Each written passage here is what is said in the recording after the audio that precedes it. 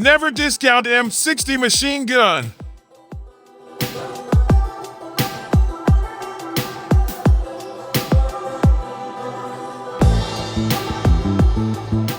The M-60 was and is currently U.S. military equipment, serving as a troop support weapon, vehicle-mounted machine gun, and as a door-mounted flexible weapon for helicopters such as the UH-1 Huey and CH-47 Chinook. Here's what you need to know. Despite the issues, the M-60 is a staple in the U.S. military. Perhaps no other firearm is so closely associated with the Vietnam War or pop culture spin-off as the M-60 all-in-one machine gun. Depictions of the M-60 in the hands of American soldiers range from the sublime dignity expressed by the three-soldier statue in Washington, D.C. to the destruction of the fictional city of Hope, Wash, by Sylvester Stallone's character John Rambo in First Blood. Yet the M-60 is a weapon that the American Army has used in many battles since 1957. Far from perfect, the early M-60 model had so many design flaws that soldiers corrected it by using everything from wire coat hangers to empty the C-ration can. But even with its flaws, a soldier armed with an M-60 can lay a lot of lead, and that's true whether it's in the jungles of Southeast Asia or the Badlands of Afghanistan.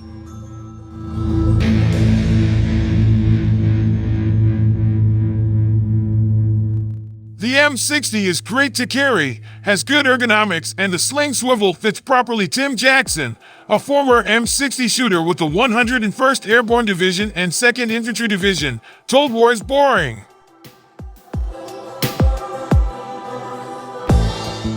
Carried as such, can be directly worn from the hips if needed. From a tripod, it is very easy to aim well and accurately. From the bipod, it is very controlled, even in long bursts. The M-60 is an air-cooled, belt-busting, gas-operated general-purpose machine gun.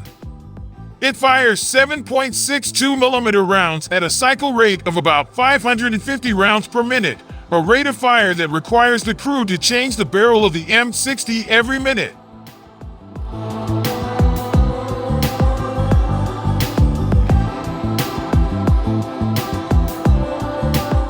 The M-60 has a folding and heavy bipod. The machine gun weighs about 23 pounds, and the ammo belt isn't very light either. No wonder the M-60 has earned the rather unattractive nickname of Pig. However, the M-60 was and is a fixture in the U.S. military, serving as a troop support weapon, a vehicle-mounted machine gun, and as a helicopter door-mounted flexible weapon such as the UH-1 Huey and CH-47 Chinook.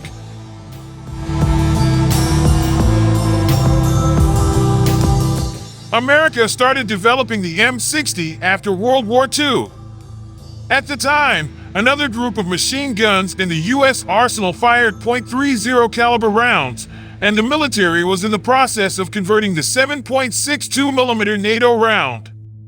The new chapter is an opportunity to develop new weapons. For inspiration, the designers looked to former foes. American generals admired the German MG-42 so much, a machine gun so powerful that the Wehrmacht troops dubbed it the Bone of Hitler.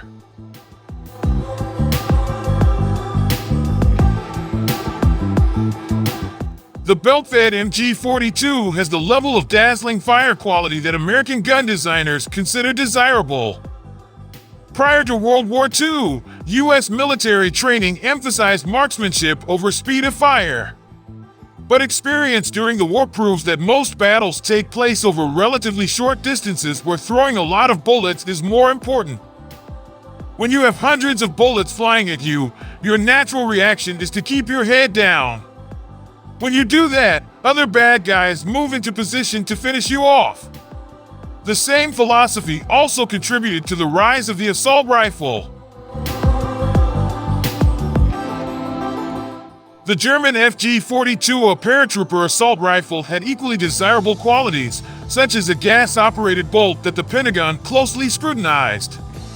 So American ordnance experts took the best Germany had to offer and developed a prototype machine gun.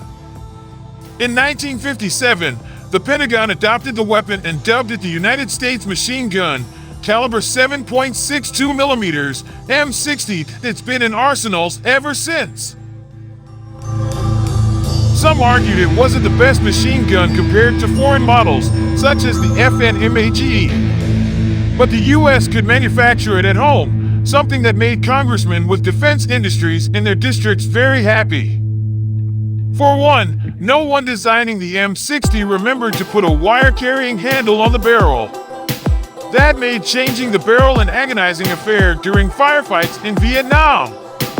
To swap out the red-hot steel, an assistant gunner had to don asbestos gloves that looked like oven mitts. The guns were prone to jam. Ammo belts would sometimes bind to the weapon. Then some GI got a brilliant idea: just lash an empty C-ration can to the left side of the receiver so the belt would flow smoothly over the curved surface. By the 1980s, the military adopted the M60E3, an upgraded version that fixed many of its shortcomings. Jackson said the M60 is his favorite weapon. He considers it reliable, powerful, and rugged even under less than desirable circumstances, such as a situation he encountered during non-commissioned officer school.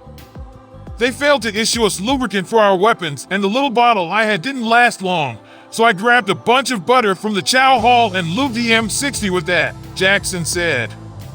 The gun had been bone dry and ran roughly, but the butter made it run like a top. Smelled great, too, he added. Gunpowder and hot butter. The U.S. began to phase out the M60 in the 1990s, but it's still in use. SEALs favor it. The Navy and the Coast Guard often have the weapons aboard ships, and Army Reserve units frequently keep M60 in their weapon rooms. The M60 has also proliferated around the world. 45 nations, many of them NATO and East Asian allies, continue to use the M60 as their heavy-hitting, general-purpose machine gun.